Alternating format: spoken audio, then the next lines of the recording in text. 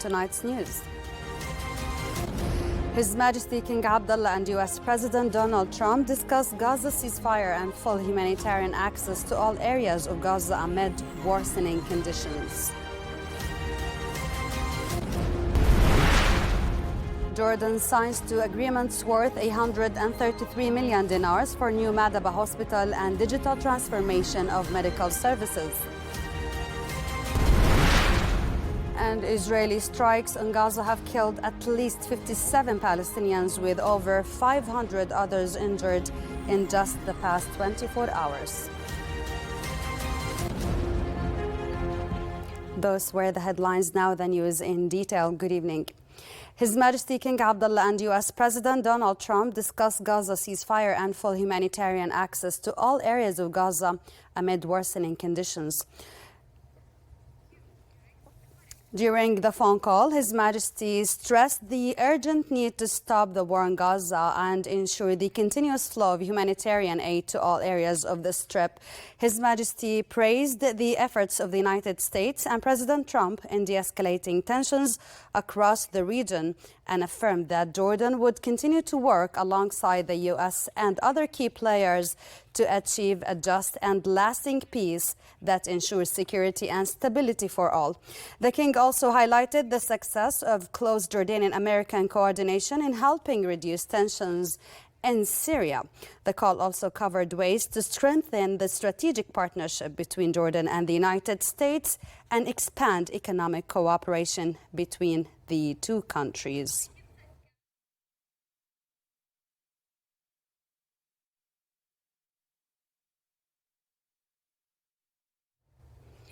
Prime Minister Jafar Hassan and Prince Khalid bin Al-Walid of KPWB Investment and Major General Yusuf Hneti of the Joint Chiefs of Staff witnessed the signing of two major public-private agreements.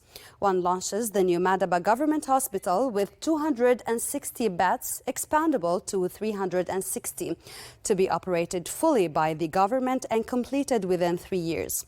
The second allocates 45 million dinars to Farah Jordan Smart Cities to digitalize inventory, assets and logistics across Royal Medical Services hospitals.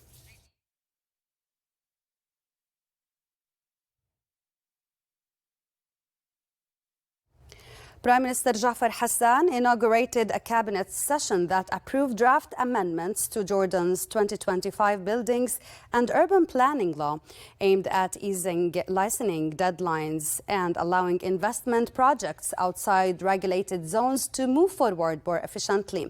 The cabinet also approved moving ahead with key water and sanitation projects in Irbid Governorate, main water distribution lines for areas including Irbid City, Aydun, Sarih and Al-Ramtha, plus a strategic storage facility. Separately, ministers authorized implementation of a major wastewater treatment plant in Wadi Zarqa, scheduled over 2 phases, the first by 2030, the second by 2035. The new system was expected to eliminate the need for existing pumping facilities and save 5.6 million dinars per year in energy costs.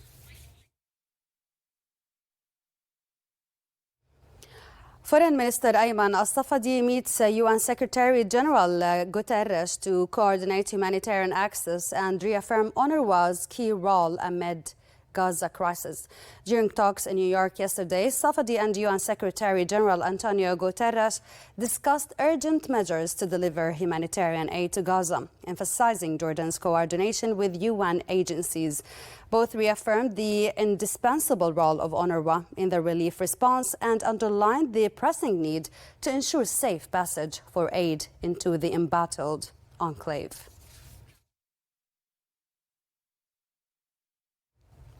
Secretary General of the UN Antonio Guterres stressed that the scale of suffering in Gaza has exceeded all acceptable limits, adding that the international community must respond not only with aid, but with urgent moral clarity and decisive action.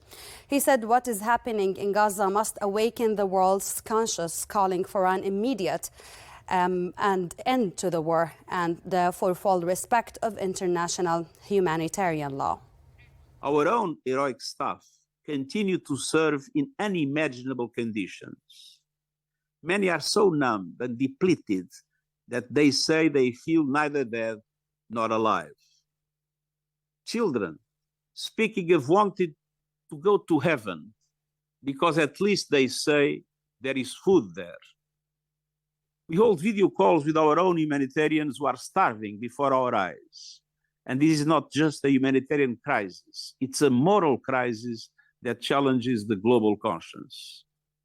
We will continue to speak out at every opportunity, but words don't feed hungry children. Over to Gaza, where Israeli strikes have killed over 57 Palestinians, with over 500 others injured in just the past 24 hours. The health ministry reported that emergency crews remain unable to reach many who are still trapped under rubble and destroyed buildings. Among the victims were 29 people who were waiting for aid, pushing the total number of fatalities among aid seekers to 1,121, with more than 7,485 injured. The total death toll from Israeli strikes since October 2023 now stands at nearly 59,800 and over 144,400 others injured. United Nations Relief and Works Agency UNRWA said civilians in Gaza were forced to flee again under new Israeli evacuation orders, adding that people had no safe place left to go. In a post on X, the agency said Gaza remains unsafe for everyone, civilians, aid workers, medical teams and UN staff alike, describing the situation as relentless and lawless.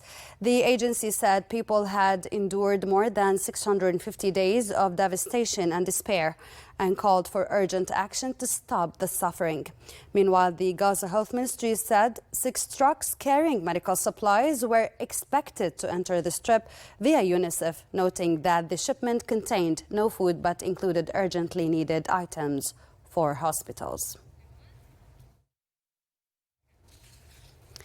President of the International Committee of the Red Cross, Mirjana Spoljaric, warned that Gaza's escalating humanitarian catastrophe demands immediate international intervention. During her speech, she strongly urged the international community to act decisively to stop the humanitarian collapse in Gaza. She stated that the level of suffering, destruction, and violation of human dignity has crossed all legal and ethical thresholds, and warned that failure or delay would stand for posterity as a grim legacy of collective inaction. That's it for tonight. Thank you for watching.